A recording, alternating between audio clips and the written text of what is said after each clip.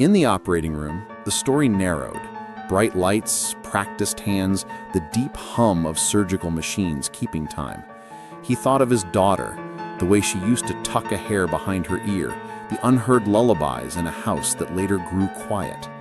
He thought of all the things wealth could not buy, and recognized that the choice he had made had nothing to do with public image. It had to do with a man learning again how to be part of another life.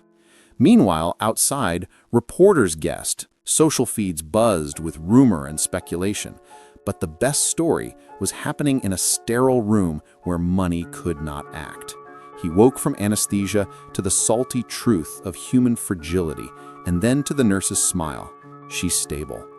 In the recovery room, Laya appeared like a small comet, carrying orange juice and a drawing. "Mom's better," she said. The words plugged into him like a shore into a lamp. He had not expected such relief. He had been prepared for the noise of acclaim, not the quiet of gratitude. When Elena opened her eyes a day later and found a stranger whose blood had become part of her, there was a silence like the pause between a question and an answer. "You did a brave thing," she whispered.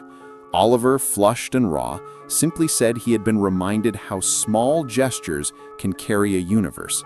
He had been the one who had asked to be tested.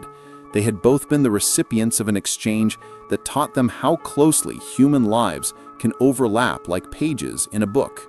News is a peculiar mirror. It fashions events into narratives with the bluntness of a headline and the cruelty of a rumor. When the story of Oliver Reed's donation leaked, because stories of the wealthy who give are engines for praise, the world spun into a familiar frenzy. Commentators, philanthropy columns, late-night monologues. Some called it redemption theater, others framed it as the magnanimity of money. Oliver refused to feed it. He had told his assistant, no interviews, no statements. This was not a PR piece. This was not a campaign. It was, in the most elemental way, a pledge kept. But the story could not stay private for long. People began sending letters, envelopes thick with the handwriting of strangers, stories of other lives that had been saved by pages in a different ledger. "You reminded me there is good," read one. "I don't trust billionaires," wrote another. "Unless they hug children in the snow," read a third.